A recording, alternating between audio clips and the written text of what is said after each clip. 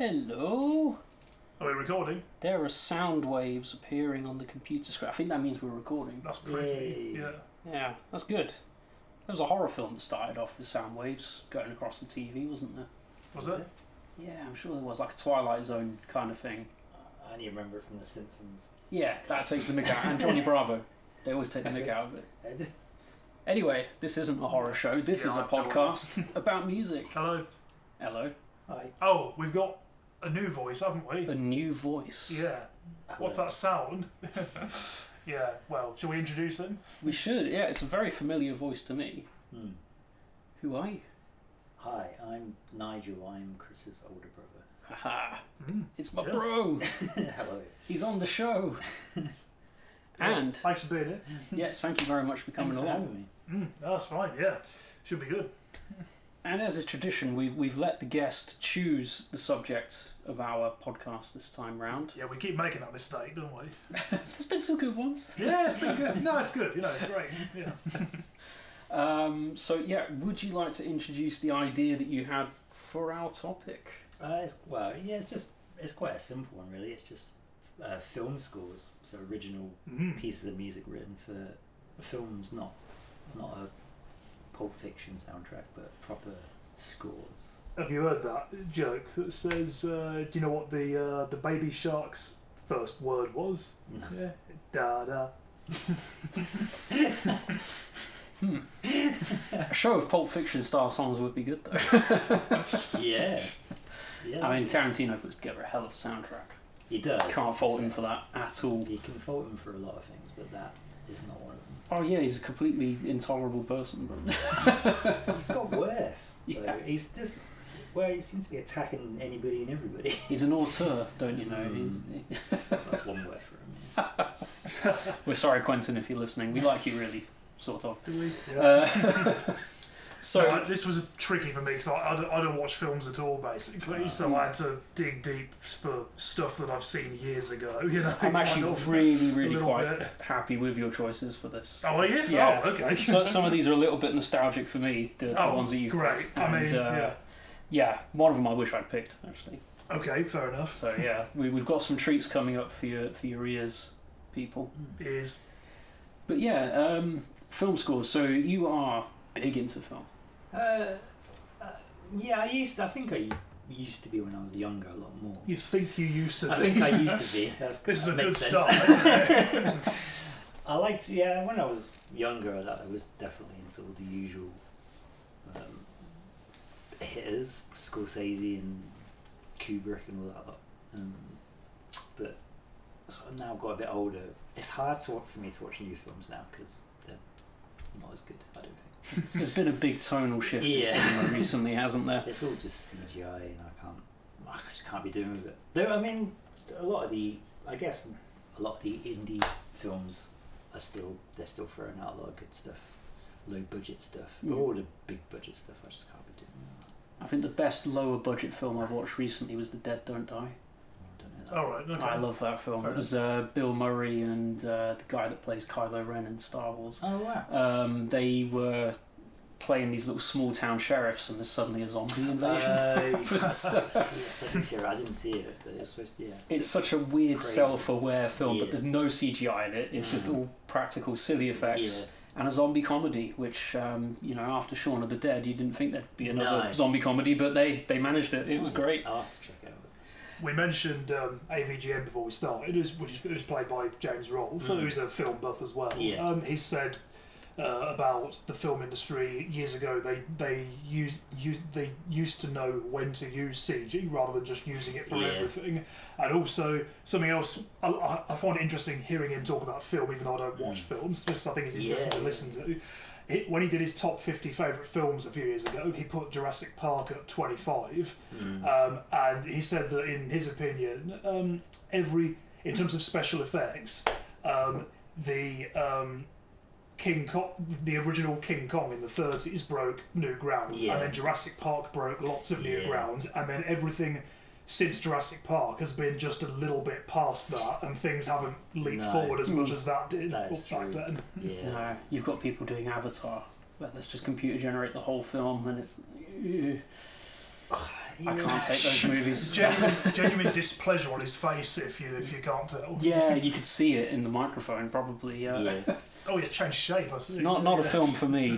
They pushed that boundary of CGI a bit too far the other way. It doesn't look great to me. I saw the first Avatar when I was in secondary school. I thought it was good, but I did think it was overrated. Oh yeah, clearly. Too long.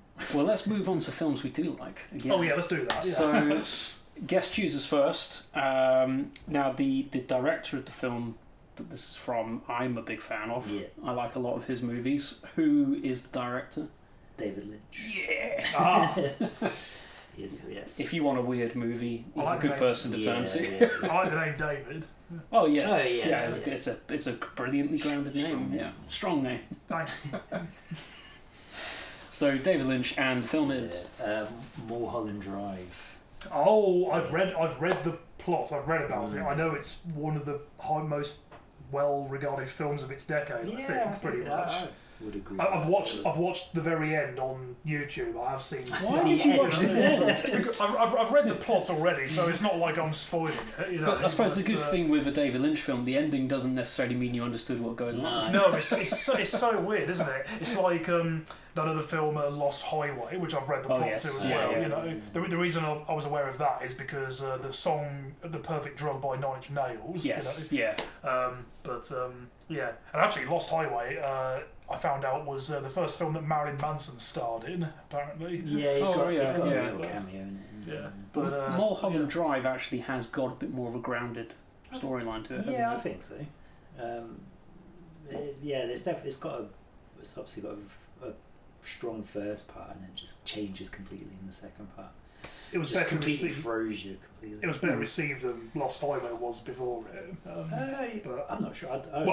Critically. Yeah, I guess but, so. Yeah.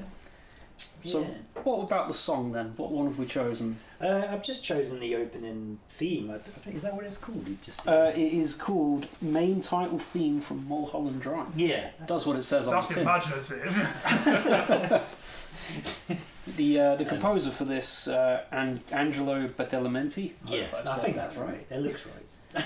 He's been tied to David Lynch a few times. Yes. Different projects. Twin Peaks, most famously. Twin Peaks is, if you mention them, their two names, Twin Peaks always comes up first, justifiably so, because they're the most well-known piece. But yeah, this song is just sets the tone completely. I think for the Mulholland Drive film. Okay. Yeah, great. Moody. Yeah. Shall we give it a spin then? See what happens. Let's get moody. All right, let's plug the headphones in. What's going on?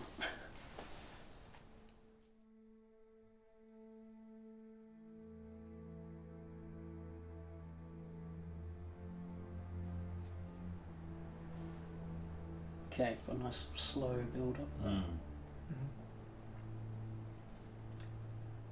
Oh yeah. So this is actually going to be quite a different episode for us because we've had lots of rock, indie, rap, pop, all sorts. Yeah. There'll be a few less lyrics this episode. Yeah, I don't think we've ever gone straight up classical. Oh right, that's good.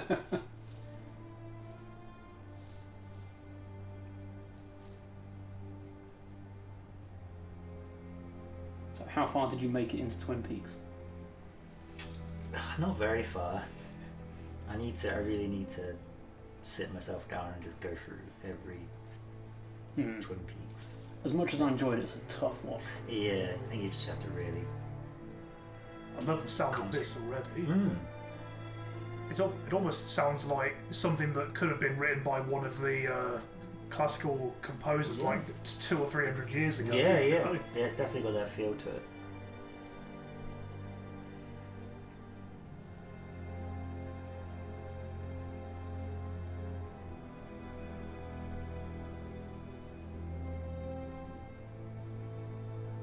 Yeah, you mean like almost like a ballet background That's music. nice, yeah.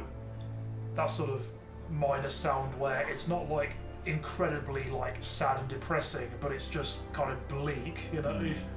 Yeah, I think you've hit it there. Actually, this is very minor key. Yeah. Moody. Yeah. Strangely uplifting in the same time. At the same time, yeah. Yeah, definitely.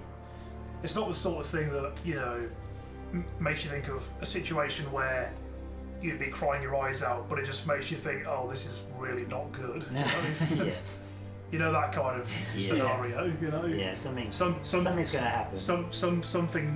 Something's not right here. You know.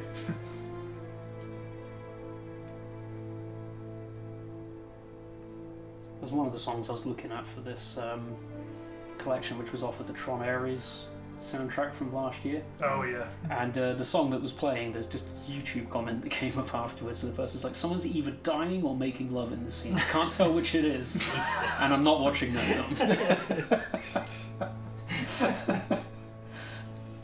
It's great when a piece of music can go to those extremes. Sure.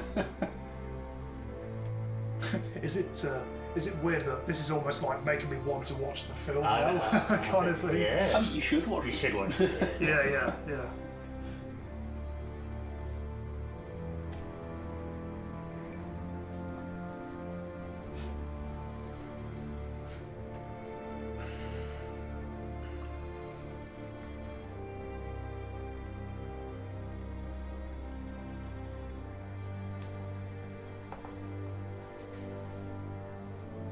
Almost don't want to talk over it. Yeah. Have to, so we don't get copyright strikes.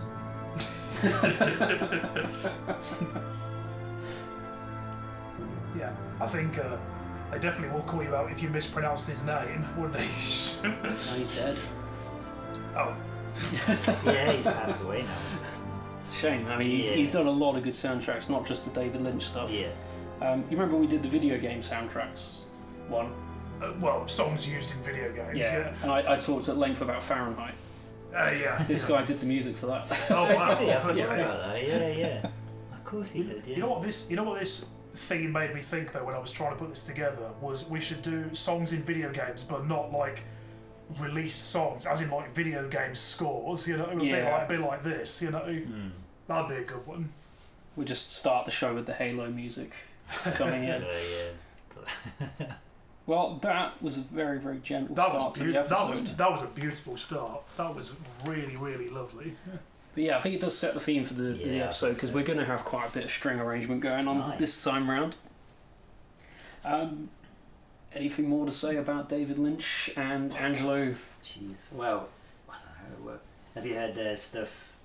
They produced a pop album, commercially sort of song with I can't remember her name. I think she was in Twin Peaks. There's a song called Floating.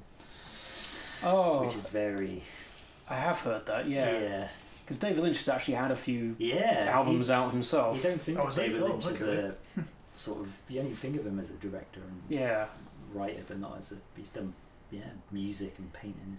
He did all sorts of things. Quite odd music, but it's enjoyable, and there are choruses which are actually quite catchy. Yeah. It's pretty amazing.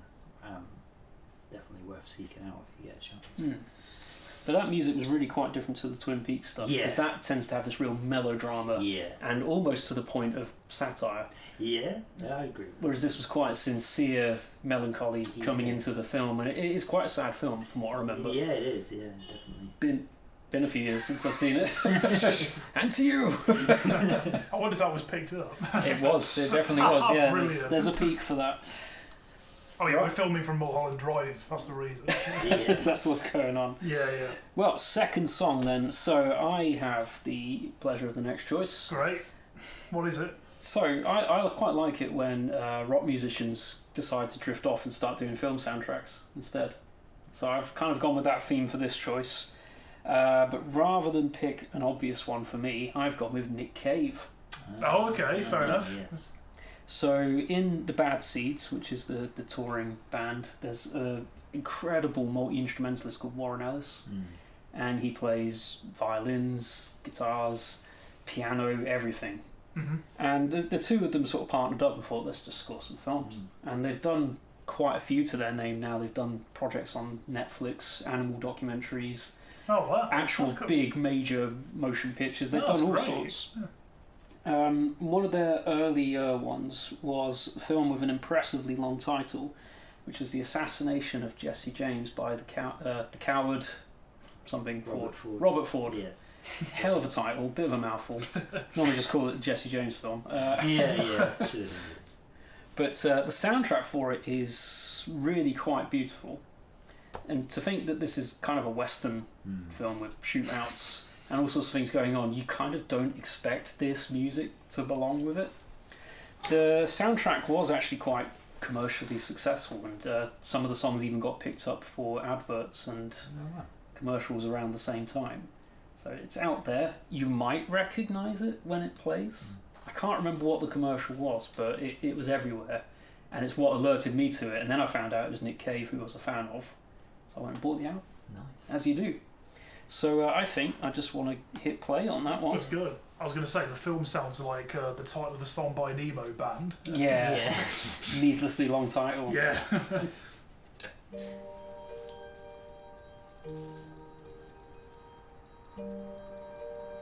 This just sounds like a step up from the previous one. Yeah. I think we've done that thing where we've accidentally ordered the list very well. Yeah, I'd imagine that's the Celeste playing at the moment. It's kind of jangly glockenspiel type instrument.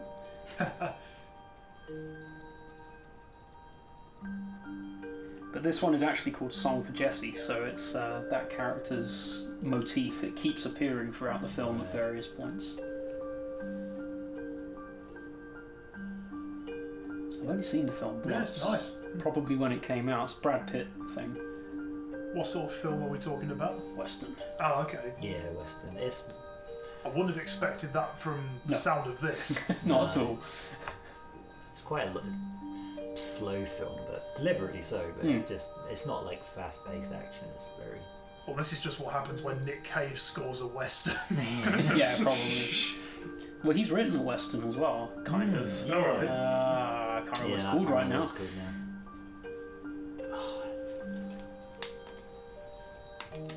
No, it's gone. Can't remember. I want to say it's like Persuasion or something like that. It's Proposition. That's what it's called. Yeah. I didn't need Google. Ha! Yeah, you did well. But he's another guy who just does a bit of everything, isn't he? Yeah.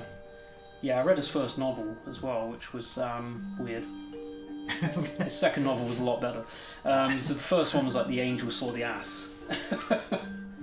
And it's about this kind of religious sect in Southern America somewhere. It's very strange. But then the second one is The Death of Bunny Monroe, which they've just made into a TV series with Matt Smith. All right. And that one's a bit more up to date. It's this kind of PR guy just being bad, basically. It's a bit more exciting.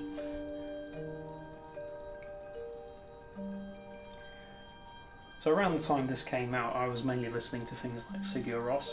Oh yes, yeah. Very ambient, chill out stuff, and this fits in with that very well. Yeah, it's nice. I was probably the postman with the strangest music choice walking around Ketchum.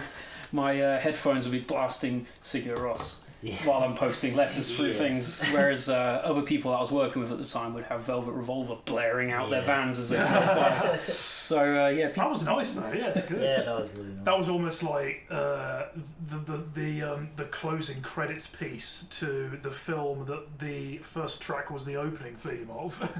Yeah, I could imagine that. Yeah. We've had all the drama, now it's just calming right back down. Now we need to calm you down, and remind you that none of that's real and it's just a film. Don't panic. Yeah. The weird trash man that came from the back of the diner isn't going to eat you. That happens. Right. What advert? Thanks for that. I can't remember what advert it was, but I want to say it was a car advert of some kind. Just the car silently drifting by while that's playing. Yeah. You can see it in your head when it's described that way. Yeah, it's probably something really exotic, like an I-10. An I-10. As exotic as Hyundai. Wow. Look, I'm not a car person. I've just expressed that clearly. On the topic, the I-10's a good car, in fairness. Yeah, I used to have one. It was I used to have one before my accident. Yeah. Well, songs. Yes. Now, what have you chosen? Because this is a nostalgic one for me. Is it? Oh dear, my headphones have just fallen on the floor. My headphones? Oh, your headphones, sorry. The ones I was... Oh, hang on, not again. The ones I was wearing, I should say. So, as I was saying, I don't watch films at all now, basically. I'll watch bits of them on YouTube, but, you know, I don't, by habit, I don't sit and watch a film in full now, you know. You know, I do other stuff like video games and things, but, so this was a little bit of a tricky one for me. The amount of films I have seen isn't enormous, you know, but I do remember this film did pop into my head, because I remember the songs in this film being brilliant, you know. It's a kind of it's a novel adaptation, and it's a well-regarded one.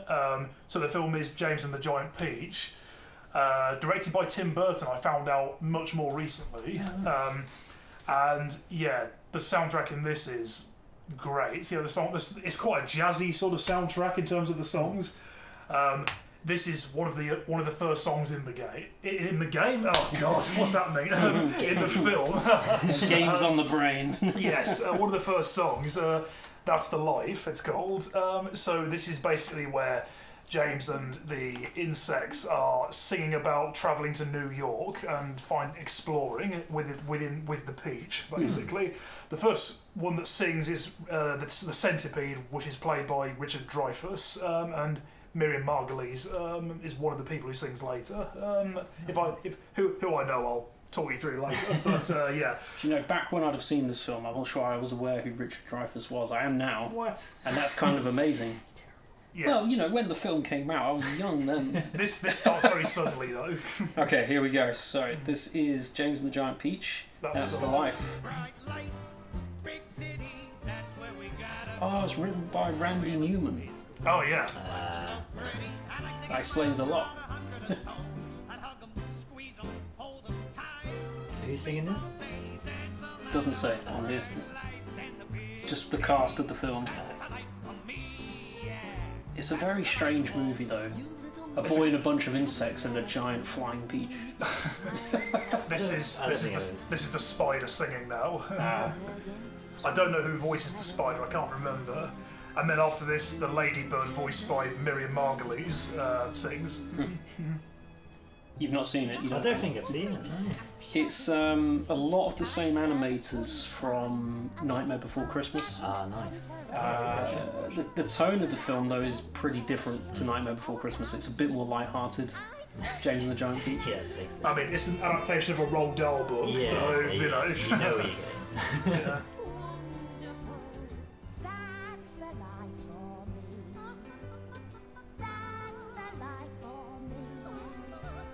So now we know it's Randy Newman as well. Yeah, Toy Story. Yeah, I only found that out when I found this on Spotify. Like, yeah. But this is the Grasshopper, voiced by Simon Callow.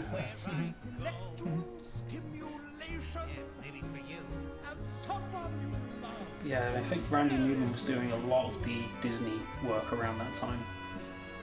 Yeah, always the go-to guy. Need a chirpy, jazzy tune for your film? Randy, let's get in touch. Randy, we need I mean, it is the kind of thing you can hear in a Toy Story movie in a way, isn't it? Yeah. Wow, that stopped suddenly. They do sing "Me" after that, but in the film. But for some reason, just got cut off there on the Spotify. It just stops there. Yeah. Counts as dialogue. It's not part of the song. No. That was nice. I really liked it. That was good. Shortest song of the episode, I think, by far. Yeah. Actually, I don't know whether it might stop suddenly there because they get interrupted in the movie by the sound of something going on outside or something. So, yeah, it is a good movie though. You know, a load of great, you know, actors in it. And it is really well done. I'll add it to my list of things to watch. Yeah, it is a worthwhile view. I haven't seen it since I was a kid. Me neither, but yeah, it is really good. The soundtrack is great. Yeah, and in case you're interested, I don't know his name now, but the kid who played, or the guy who played James in the film, he left acting, I think, not too long after that, and he became a chemistry lecturer, I think. What a career change. Yeah, that is. Yeah. That's strangely not uncommon, though, is it? There's quite a few actors that have gone and done stuff like that. But maybe he wanted to try and create a giant peach. Maybe that was it. Maybe that was. It's what I'm famous for. I'm going to make it happen. I've never read the book though. I've never read the book. No, it's not a Roald Dahl one. I know. In fact, I didn't know it was a Roald Dahl story. If I'm being truthful. Yeah. The only ones I have heard all the way through are the Twits, which I have an audiobook for, and George's Marvelous Medicine, which is very good. I did have an audiobook of Charlie and the Chocolate Factory, but it didn't. But I later found out it didn't actually do the whole book. It like cut bits of it out, sort of thing. So my favourite bit of the Twits is there's this huge passage where he's describing a trick he's playing on his wife. Oh yeah. Where he is slowly sandpapering the legs of her chair, so that every day when she comes in, she's actually sitting slightly lower than she was before. It gets to the point where she's on the floor. He's been doing so. No, it's the opposite actually. Is it the opposite way around? He sticks bits of wood like on the underside of all the legs. Oh, why do I think he's so she thinks she's shrinking, you know? Because he does the same with a walking stick. And she starts saying, "This stick's like getting longer," and then he says, "No, you're getting shorter," and then she starts getting a bit nervous, and then when she sits down, he's like, "There you are, you're shrinking." I knew it was something like that. But yeah, it's such a good passage of the book. Where what a trick to play on someone. Yeah. Now this next one, I know the film because you bought me it on DVD. I did. It is. Was it Christmas? Yeah, it was a Christmas one. Yeah, and I enjoyed the movie very much. Yeah, it was. I think it was back to form for Paul Thomas Anderson. Oscar winner.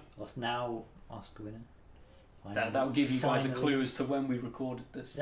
yeah, literally like a week ago. Yeah, last week I think. Yeah. Deserved as well. I haven't seen that new film yet, but he's been plugging out film after film for years. It's just pretty consistent. You know, even a couple that are not sort of high tier are still better than most people's films, I think. But I must admit, I didn't enjoy The Phantom Thread that much.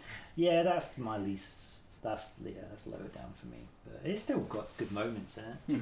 But yeah, just something interesting. Sorry, because you mentioned Thread. I don't know if I've told you this before, but have you heard of a film called Threads at all?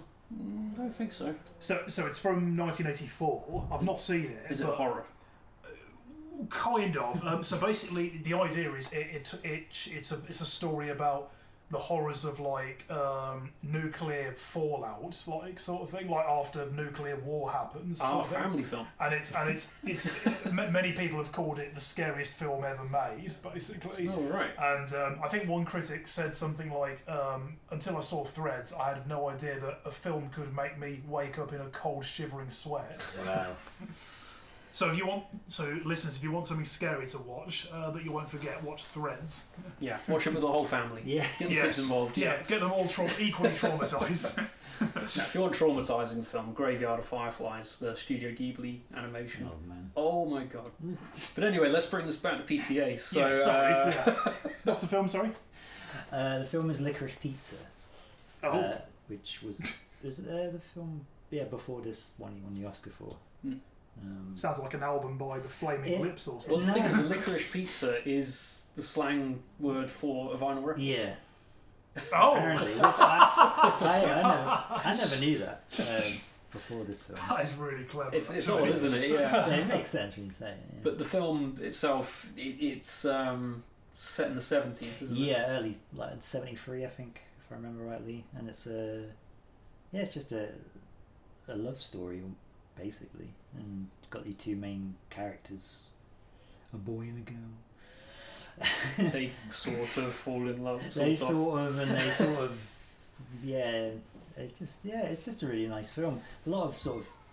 Quite a lot of inside Hollywood stuff, I think, that might go over some people's heads. I think it seemed like a lot of stuff that PTA himself probably witnessed himself, a lot of things like that, because I think his father was in the industry as well. So I think a lot of it is what he saw growing up and stuff. So there is a lot of insider stuff that probably makes him laugh his head off. It might not quite resonate with everybody. It doesn't quite land with the audience especially sometimes. someone from Northamptonshire. But saying that, it's still I just felt like it was back to form. Yeah. One of the characters in it I found, the main character is this guy that he reminds me a bit of one of the Ed, Edd and Eddy characters. Yeah. in the sense that he's such an opportunist. Yeah. He just tries to make money out of any situation throughout the whole film. Yeah. But he's hilarious. It's Philip Seymour Hoffman's son, Cooper Hoffman. He's really, he's he carries that film he's so well. good. Yeah, and he's starring in more and more stuff now. I think he's going to be, he's a future Oscar winner. I think. too right. Although he's got that familial relation, he's got the talent on his own. He deserves all the stuff he's getting. It's not. Definitely, he's got his own thing going on.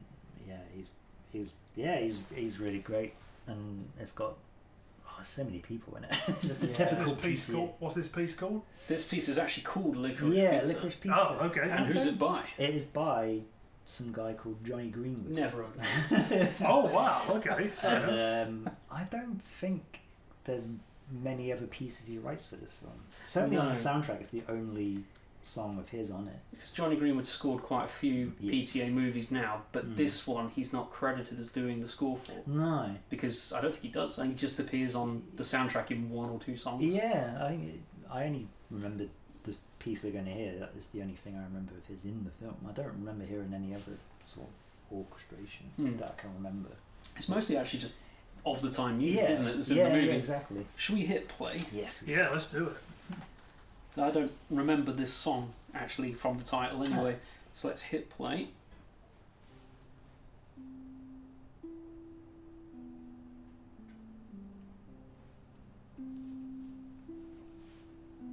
That's a very nice guitar start. So I'm a big fan of Johnny Greenwood's music anyway. Yeah. This is kind of like what he's done for the Norwegian Wood soundtrack. I've still not seen. I don't think I've heard much from that. The soundtrack is completely gorgeous. It is a lovely batch of music. The film sadly wasn't really up to much. I didn't enjoy the movie. Yeah. I've read the book, and the book is way better.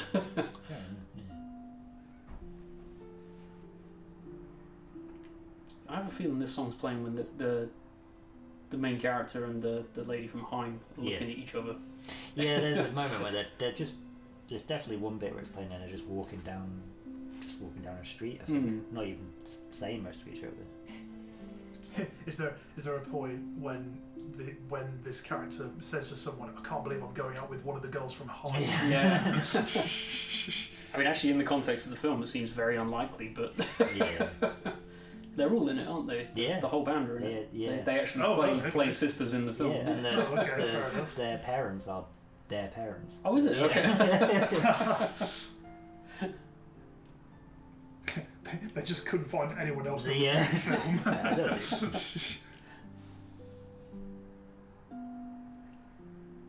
This sounds like it should play over the ending credits of a video game or something. Yeah, you sure. know, Yeah, it would work. something like Uncharted or something. Yeah, you know?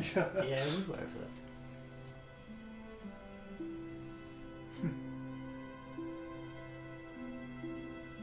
So what is going on when this is playing? Sorry. Well, I think it's the walking down the street. Yeah. Oh right, Yeah. sorry. Okay. That little bit there reminds me of John Bryan. I don't know if you felt the same way.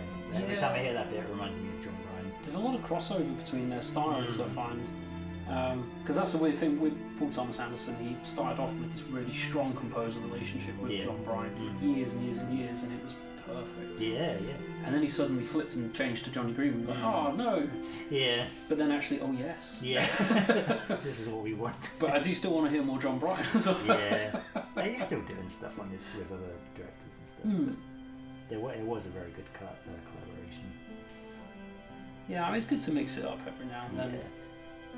Because the other thing as well is that he's now got his leading man in Leo DiCaprio, isn't he? Whereas before it was Daniel Day-Lewis. So. I can never say his first name. Joaquin Phoenix. Oh yeah, he was in a few, wasn't he? Yeah. He was in 2 of his films. I still haven't seen The Master. That's nice. That was very, very nice. Yeah, it just feels like it. Obviously, they talk about his Phantom Thread soundtrack and stuff. I just think that song gets overlooked, and I think it's one of the Yeah, it's a really nice piece. That's nice. Yeah. Yeah, very much so. So yeah, the Phantom Thread was an Oscar nominee, if not winner. Yeah. Yeah. there were some lovely songs on there, but that's very much classical style. Yeah. That had some very nice guitaring in there, which I Yeah. don't think you would put on the classical music stage No. necessarily. Yeah, lovely. So That was great, yeah. That with the strings and that, it definitely made me think of an Feels Uncharted good, game or something, you know, Mm. that kind of thing. Yeah. well, we're going to go full dramatic orchestra next. Okay, yes. And this was a song that I used to have on my iPod on the bus to uni. Right. I needed some motivation to get started. What do you need? Hans Zimmer. Oh, Obviously. okay, fair enough. I mean, you can't do a film soundtrack show without Hans Zimmer. I know that seems like too obvious, but there's a reason why he's so well known. Yeah. They're very memorable tunes. So he's done things like Pirates of the Caribbean is one of his. That's his kind of big one in recent years. He's done so many films throughout his career, but the one that stands out for me is The Dark Knight. Now, The Dark Knight is actually, in my opinion, pretty close to being a perfect movie.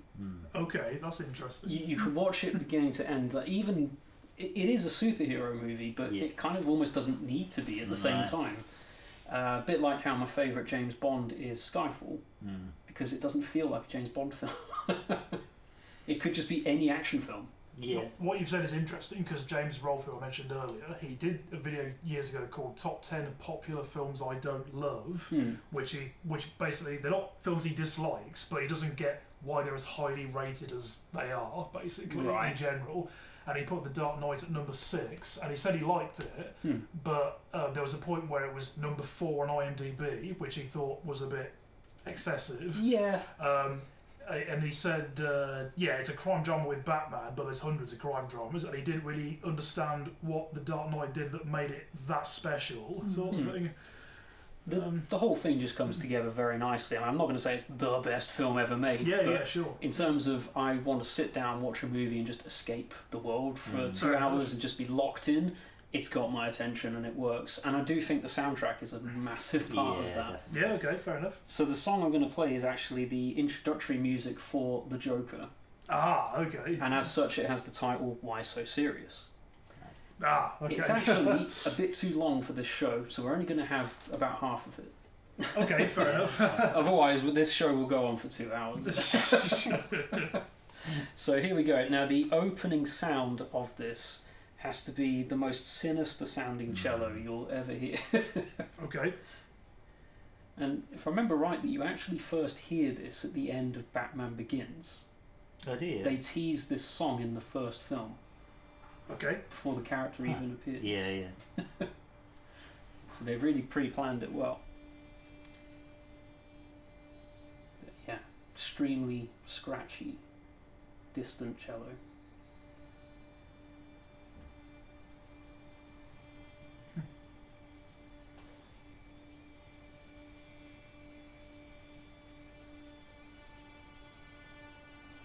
Oh, that sounds pained. Yeah.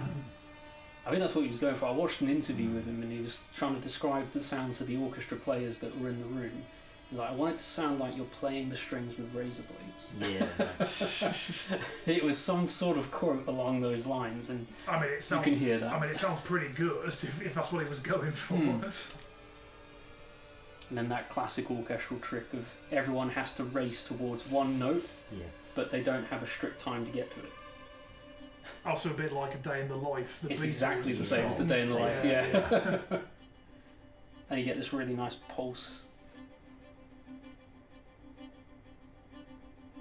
Oh, this really uses both headphones, doesn't it? Yeah. I hope you're listening in stereo, folks. But the instrumentation is so sparse at this point. Yeah. It really creates tension quite well, and then that happens. Yeah.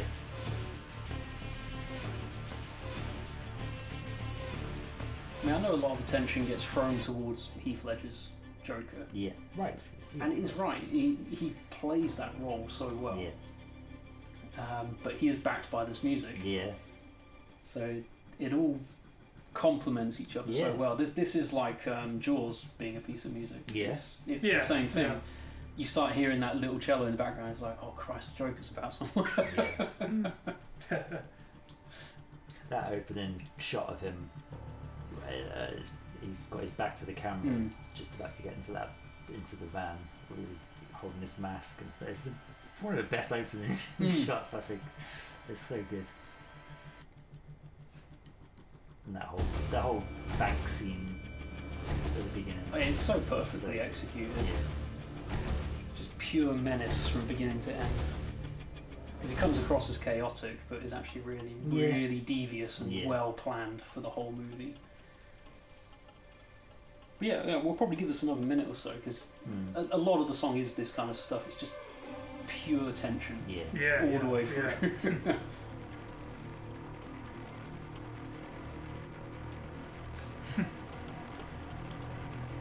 What instrument is that? Could be a bass. There is a kind of orchestral technique where you can use the back of your violin bow to bash the strings. Right. Could be that. Yeah. It sounds good. It's like an unsettling madness that's about to boil over. Like that. He heard you. But just the way that stuff dives out, like the song hasn't finished, that's just how quiet it suddenly gets. You can hear the oh, hello. Yeah. bass vibration. And that's probably where I'm going to stop it for now. Oh god, my ears oscillated. Yeah. So we've had a good 3 and 3/4 minutes of The Dark Knight there, and you get the idea. That is why I've chosen that. Good choice. Yeah, that was nice. Yeah. It was the best of that trilogy of movies, and the music for sure elevates the whole experience. And that's all I'm going to say about that. We're going to move on to the next song. Yes. Now, so I hope I found the right version of this. This I'm sure it'll be fine. Yeah. All right. That's fine. Yeah.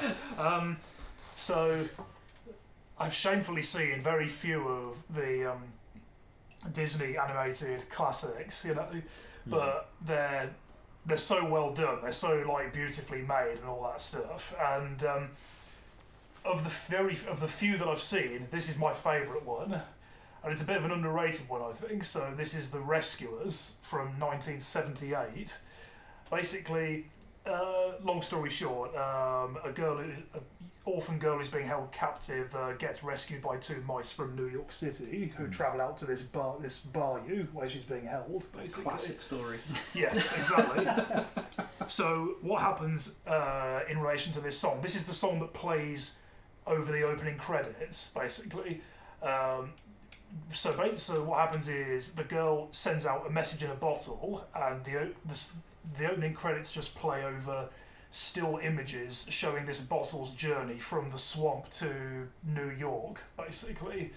So it travels through all kinds of weather, sunsets, and then there's a storm near the end as well. There's a point where a ship passes very close to it, and it goes through a lot of turmoil, basically, but eventually it gently arrives into New York, where it's found by these mice, basically. And they go on a quest to save the girl. And this society of mice, they find the message and they read what it says, and 2 of them go to rescue her, basically. All right. It's a really good film, though. I don't think I've seen this. So this is sung by Shelby Flint is her name. I think it was written by Carol Connors. They're both still alive, actually, but all the main cast are basically dead now. You might not know about this. This is an ongoing theme with our shows. Oh no! Most of David's choices of songs, at least one member of the band is dead. Oh, nice. It pretty much happens every time. It wouldn't be a show unless there was someone. Unless David's killed one of the band. Not you personally. You're not responsible for their deaths, obviously. You're keeping them alive. It's just it's a sad misfortune, Time does its thing, I guess. Anyway, here we go. So this is Shelby Flint. The Journey, this is called. Kapow.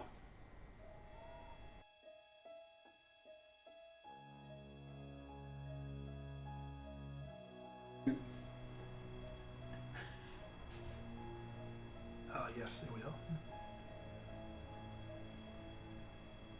This is where she's just sneaking out to drop the bottle in the water.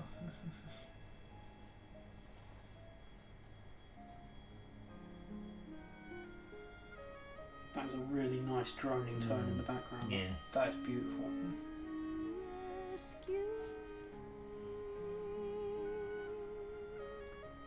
That piano at the start sounded like it was just being delicately touched on the keys. It was barely played. And now this is the start of the Bottles journey.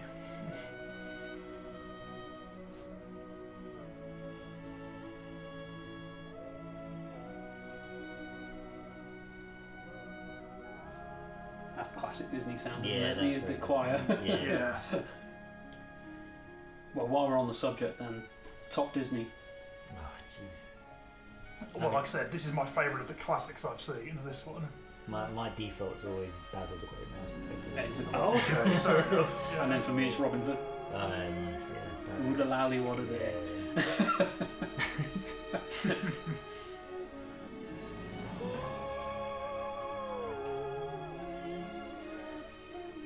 What year did you say it's come out? This is 1978. I'm surprised it's that far back actually. I thought this would have been a more recent one, the way it sounds. I was thinking the opposite. I thought it would have been a bit earlier. I saw a comment online the other day where someone said they made a perfect choice when they chose to just put still images behind the opening credits with this song showing the journey, because they're so beautifully painted, and yeah, it's great. That's what we're missing from today's films. Yeah. Do you know what I think's missing from modern films as well? Travelling by map, like Indiana Jones style. Yeah. Sadly missed.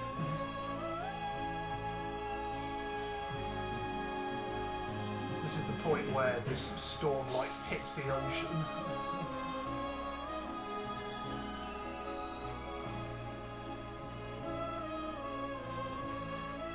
Yeah, they have managed some brilliant soundtracks over the years. Even some of the more recent Disney films, like Moana. Moana has a hell of a soundtrack to it. It's so good. Even The Rock doing his weird rap in it is quite good. Used to have it on in the car all the time with the kids, and it was never a problem. I loved listening to it.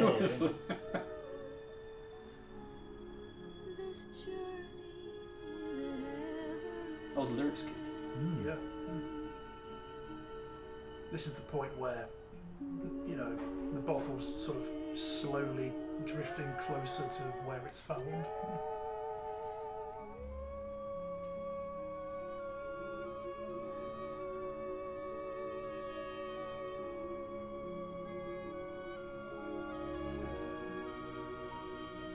Weirdly, those couple of notes in that lyric there, I thought it was going to break into Moon River. Yeah. Wonder if they were going for that. Maybe. Inspiration. Everything comes from somewhere, right? Yeah. Yeah, this is a really underrated film, this one. Yeah, I don't know it. Yeah, when you explain the story, I don't remember it at all. It's so good, honestly. Yeah, the characters in it are great. Yeah. That's it. That was nice. And there's some gorgeous songs in the soundtrack as well, including that one. Yeah, that was really nice. Yep, ignore me. Sorry, I'm just editing on the go. Yeah. Editing on the go. Oh wow. Yeah. We do this professionally. I cut bits during the show. So yeah, how did we go from serious menace of the Joker straight to that beautiful piece of music? That was that was amazing. I enjoyed that. I think that was the break we needed. It did get too sinister. Absolutely love that piece. It's so beautiful. Yeah. I'll be bringing the Sinister back in a bit, guys. On a kind of lighter note, in a way, that's a good bit of trivia. Do you know the last Disney film that was released in Walt Disney's lifetime? And I'll give you a clue. It might not help, but he died in 1966. The only one that comes to mind is Jungle Book, but was that after? That's the first one after. That was 67. So does that make it Peter Pan then? No, that's a little bit older, I think. Yeah, that's a few away. Go on then, what is it? Yeah. The Sword in the Stone. It's quite a good one actually. I like that film. Nice. Well, we've drifted into Disney territory. Now, I don't actually know what film this one's from. What film's this? Oh, is it my choice? Yeah, it is your choice. Yeah. I might butcher his name. There's Oliver. Is it Coates? I would have said Coates. Yeah, having never heard it before. This this is quite a new film. I know I said Mr. Coates. Waits. And I said I don't like. I'm not really into new films, but this is a recentish film, 2022. It's called Aftersun. Have you heard of this one? No. What's it about? It's got Paul Mescal in it, and it's about. You know what? I'm going to read it from this thing because I can't do it justice.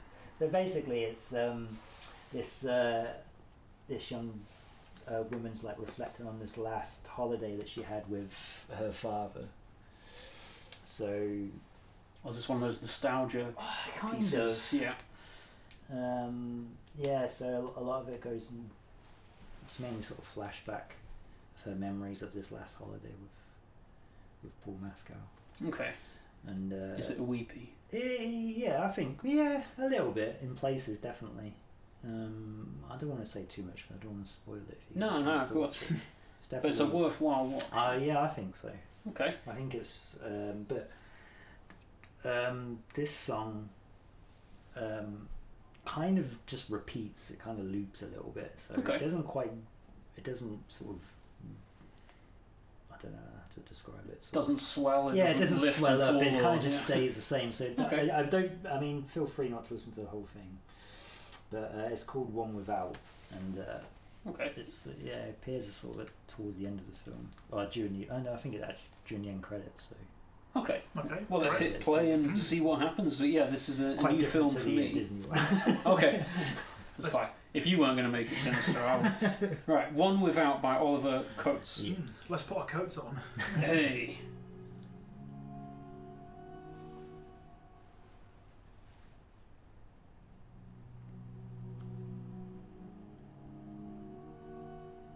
There's quite a lot of breathing space between the chords, isn't there?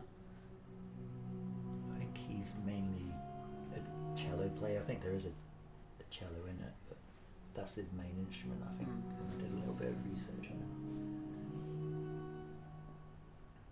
Cello is an amazing instrument though, because it covers such a large range of tones. Because it shares the top end of the double bass, but then the lower end of the violin. Yeah. So the viola is actually within the cello somewhere. Wow. It's quite versatile. I think the best cello piece I can think of is the Schindler's List theme tune. Oh yeah. Which I'm now kicking myself for not picking for this. Yeah. Next time. But so basically gone this emotional journey basically of the film, and then this is the last piece that you hear in the film. So it's,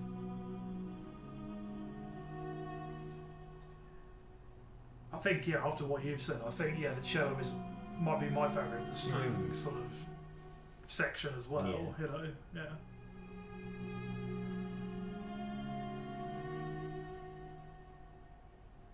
Some quite nice stereo effects going on in this as well. I didn't realise it was going to go like.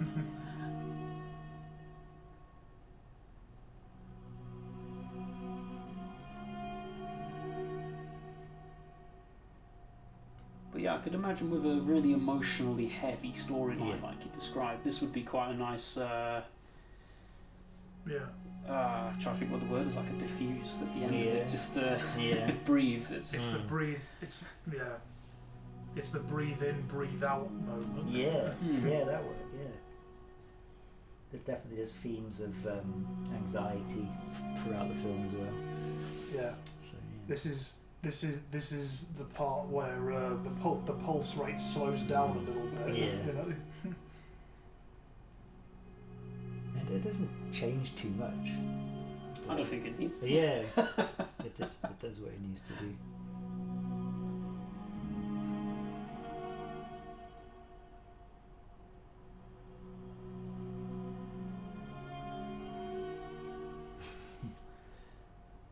This kind of brings us back to when I was talking about the Sigur Rós stuff again. Yeah. They did this kind of trick where you could play their song backwards and it'd sound the same. Oh, so it's a sound palindrome. Yeah. Yeah, if you lifted the orchestra out and played the song backwards, it would sound almost identical. Imagine this song isn't far off, actually. I think the people who coined the word Mr. Trick by not having the term for a palindrome itself. There are some cruel things with those word makers, though. There's a cartoon. Those word makers. Word makers, yeah, the decision makers, horrible. There's a cartoon series I've been following on Instagram where it's a mushroom talking to a bird about words. Oh. Stay with me on this. Yeah. And it's just like, right, guy, I need a word to describe a fear of long words. And then the mushroom gets this big smile on his face, breathes in, and then says the longest word it could possibly come up with. I can't pronounce the word for the fear of long words. It is a bloody long word. Yeah, I was just thinking of that when I was talking about the other thing I just mentioned. Yeah. Yeah, I do remember that. Yeah. It's like a cruel bastard that decided to use the word dyslexia to describe someone that can't spell easily. It's the weirdest word I can think of. Is it? Yeah, none of those letters belong together. I can think of harder words to spell than that, I think, personally. Supercalifragilistic. No, that's not good. Not even that. I mean words like, manoeuvre. Oh, God, yeah. Alright. You win. Gauge. That's a weird one. I never thought of that. That's a very good one. Yeah. But After Sun sounds like it's a beautiful film. It is. It's emotional. That was very, very nice. It's emotional, and I highly recommend it. Have you heard of Paul Mescal before? No, I don't think so. I might recognise his face if I see it. Yeah. I wouldn't. No, that's one thing I'm really bad at is knowing what actors look like. That's sort of thing. Well, he was Gladiator 2 was his like big mainstream film, and he's going to be playing Paul McCartney in that. Oh, that guy!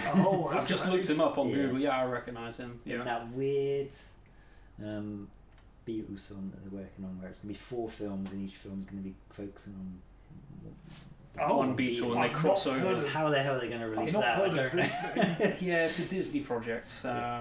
Yeah. So the 4 films are going to feature on each Beatle independently, but they cross over at various points. Oh wow, okay. As they would, yeah. I just don't understand how it's going to work. So kind of like a video game with 4 campaigns that all tie together. In a sense, yeah. That was very nice though. Yeah. But this next song is not so nice. I love it. I think it's brilliant. Okay. One of my favourite films. Again, I'm an obvious person when it comes to films, I think. I don't think I have an eclectic and weird taste. One of my favourite films is Fight Club. Yes. Well, you've broken the first rule. I didn't actually talk about the club. No, that's just that there's a movie called it. But I do love this film. I think it's brilliant. Very, very well acted, well directed. Yeah. And also the soundtrack. Yeah, the soundtrack is good. It's fantastic.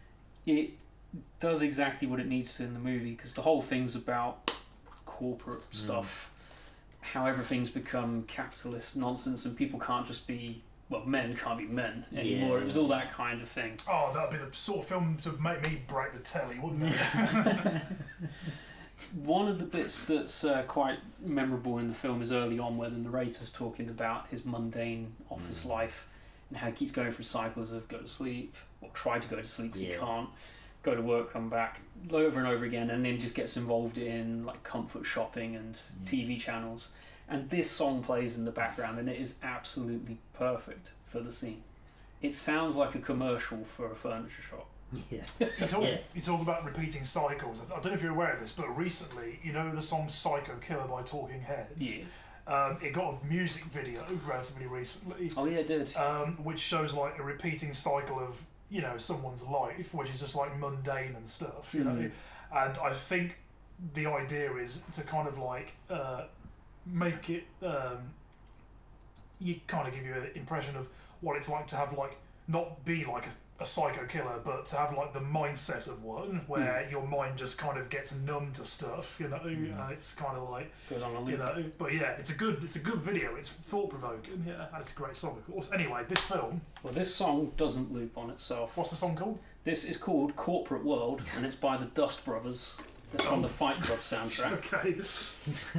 And this song will do lots of things you don't expect it to. There's one.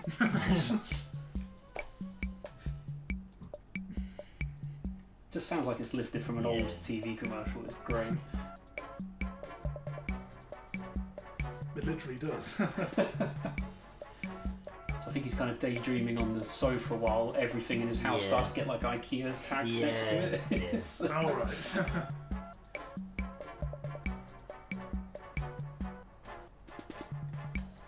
I can't think of any other soundtracks the Dust Brothers have done off the top of my head. They're more known for being producers. Produced a lot of Beastie Boys stuff. And Alright, okay. they also produced everyone's favourite song Bop by the Hands. No way. These guys? Wow. Yeah. Okay. But yeah, they did produce a lot of rap stuff. I don't think that song's too bad. I personally, don't. you know? It's alright. It's a pop tune. Yeah. It does what it needs to do. Yeah.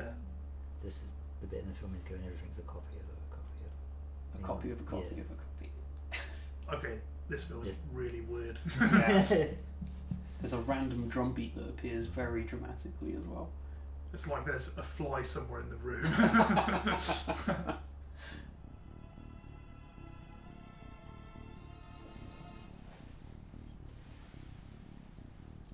love that bass bit. Yeah, there's a sitar that Oh, starts yeah. playing at some point as well. There it This bit, I love this bit. I think this may be more of an inspiration for me playing sitar than George Harrison.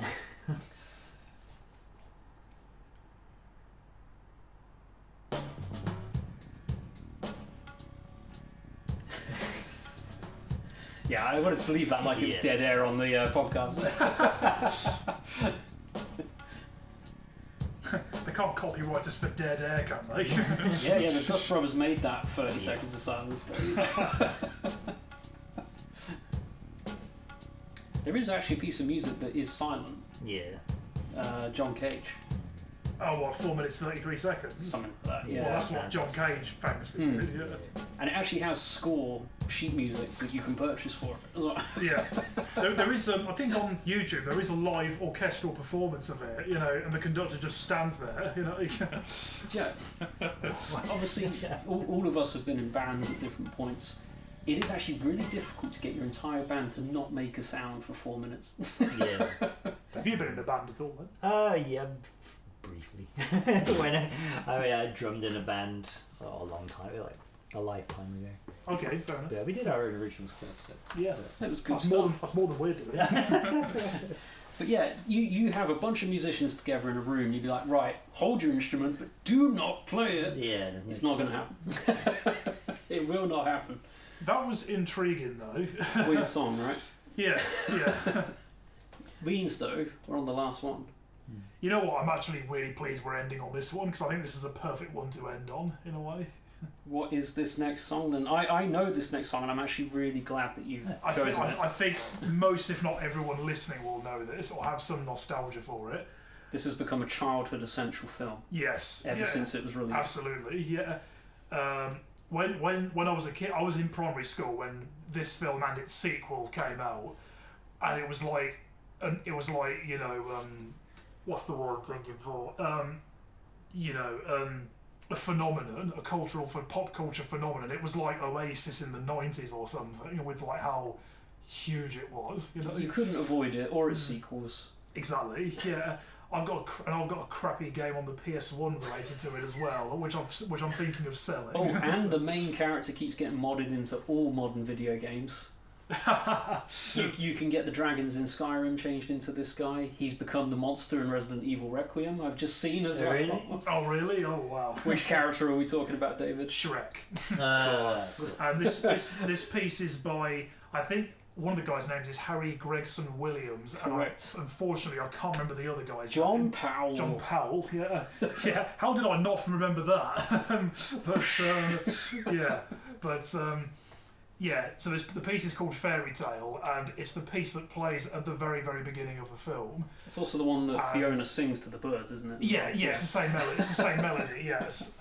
And the similar sounding thing plays at the beginning of the sequel as well. And honestly, I don't think they could have started this film in a better way than with this piece of music and that storybook, you know, opening and all that stuff. Yeah, I mean, everything about that film plays out really, really well. Yeah. And this soundtrack does underpin it quite nicely. Yeah.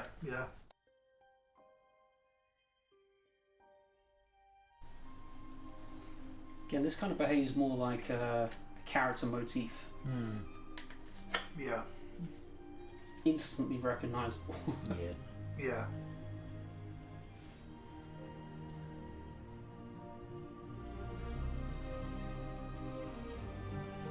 What I love is that ever since this film's come out as well, the amount of times politicians keep getting pasted into the Farquaad scenes. Yes.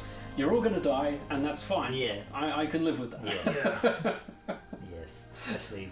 Like I said, I don't think they could have started this film in a more perfect way than with this. You know, like, and of course, these films, of course, infamously brilliant songs they use in their soundtracks as well, from the likes of Smash Mouth and the Proclaimers and Eels. Plenty of Eels songs, yes, and Ramones and Wolfmother. But yeah, loads of good stuff. Yeah. No way were Wolfmother in a Shrek film, were they? That was my first discovery of Wolfmother was when Joker and the Thief was used in Shrek the Third. That was how I discovered them. Never would have guessed that that was would in have been. Yeah, it plays the opening riff starts playing at the point where the villains attack the kingdom. You know. Oh, that was a short. It's that as short was as actually it's the as end, short yeah. it's as short as that. That was very nice though, yeah. But Very fairy tale. Exactly. Yeah. invention. It was all sounding very, very good. Now, I'm letting this episode end with the Twin Peaks instrumental playing in the background. That isn't an accident. I just thought, whatever. Yeah, Let's do it. Why not? It does wrap up the episode very, very nicely. We've actually run slightly over. But we're allowed to do that because we don't answer to anyone. Yeah, So, This is the director's cut. Yeah. So, a message to our sponsors, why aren't you paying us? Yeah. So, Nigel, before we finish up, I need you to just detail to the listeners what is on your t-shirt. Oh, I have a t-shirt that says "Carry on Terminating," and the role of Arnold Schwarzenegger is played by Sid James. It is a thing of wonder. If I can find a picture of this to share when we upload it to YouTube, it's going on there. It's the Terminator film poster, Sid James as the Terminator. Yeah. You've got Kenneth Williams as the T-1000. And then Barbara Windsor as Sarah Connor. It's a film of wonder. This is a film we should have had. I don't think I've seen a more awesome t-shirt. And I kind of want to end the episode on that. We're going to go on to record another episode with Nigel that may or may not air next. What? Well, we don't know. You know, we don't plan these things very well. So we're going to record that. Don't, yeah. And we will catch you next week. Yeah, see you then. Take care. Bye. Thanks for listening.